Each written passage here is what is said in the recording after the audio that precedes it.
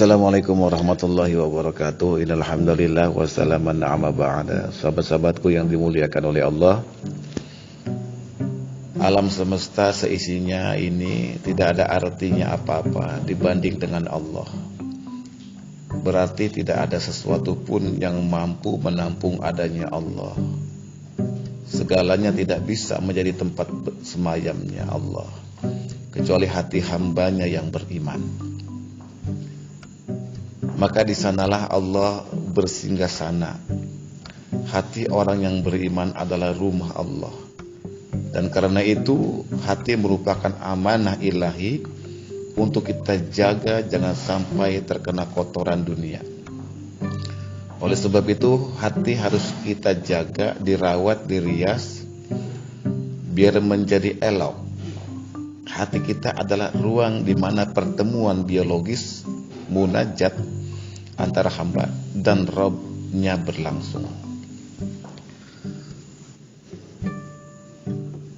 Dalam menjaga dan merawat rumah Allah ada dua cara menurut tradisi keagamaan kita yang agung. Yang pertama, tradisi tazkiyatun nafas, ya, membersihkan diri, membersihkan hati, ya, membersihkan jiwa, yaitu tradisi membersihkan kotoran jiwa yang dimulai dengan tobat. Dalam jiwa kita ada sisi gelap yang dipenuhi oleh virus-virus paling menjijikan, dimulai dengan virus iri, dengki, lalu berkembang menjadi takabur, ria, ujub, mencintai dunia, kezoliman, kefasikan, kemunafikan, dan kemudian menjurus pada kekufuran. Semua virus itu harus dibersihkan melalui taubat dan zikrullah. Tuh ya, itu langkah pertama, ya, membersihkan, membersihkan diri, ya, bersihin kalau lagi puasa, itu kan lagi puasa, ya, jangan sampai ada kotoran-kotoran jiwa yang ada di jiwa. Sudah tobat? Apakah sudah tobat? Kapan?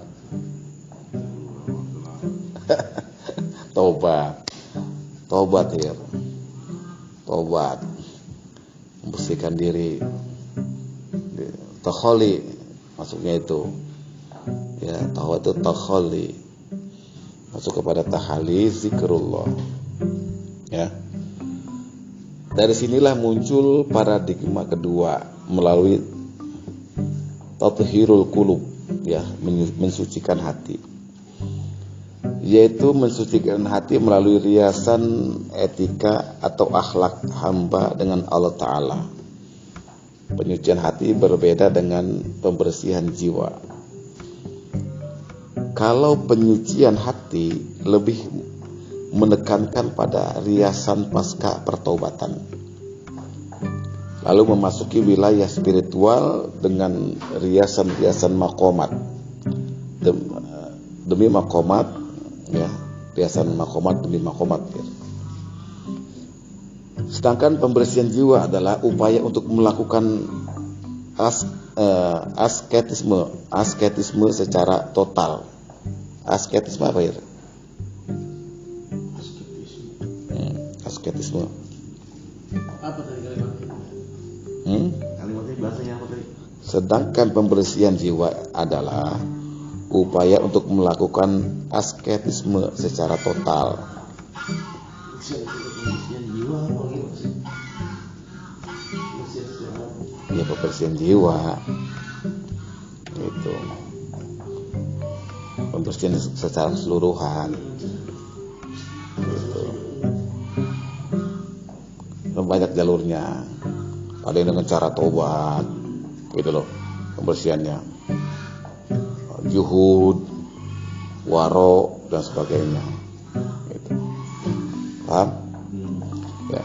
Dua proses tadi tidak tergantung dengan lifestyle terakhir, gaya hidup, gaya hidup, lifestyle, ya.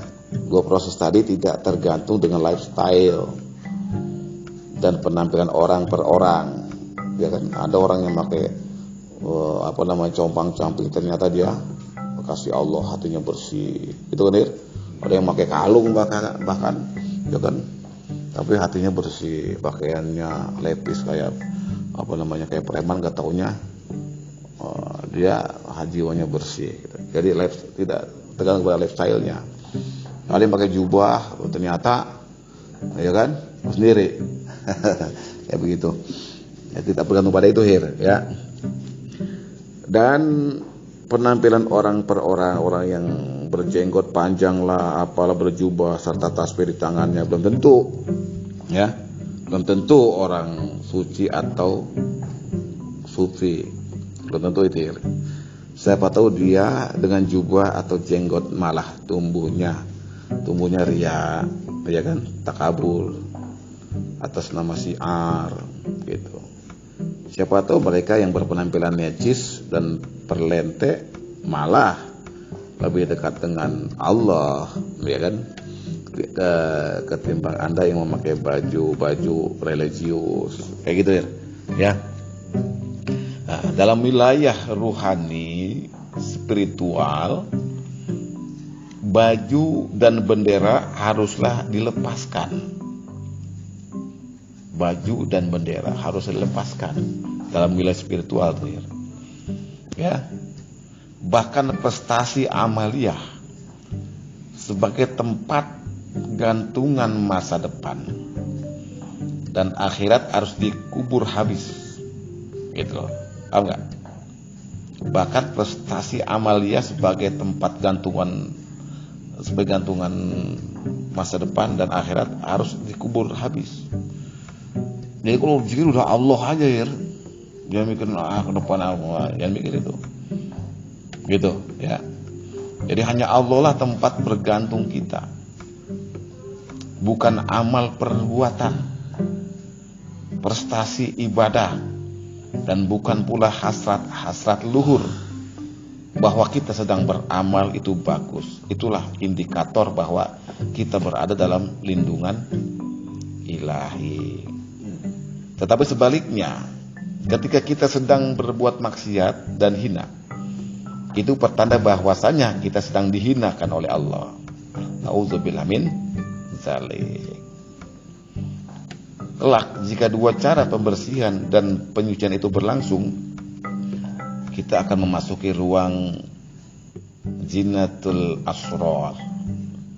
Ya, ruang zinatul asrar, yaitu ruang rahasia yang menjadi manifestasi kemahaindahan ilahi. Maka di sana rumah Tuhan bukan saja menjadi bersih, tetapi telah menjadi ars yang hakiki. Demikian, semoga bisa dipahami. Wassalamualaikum warahmatullahi wabarakatuh.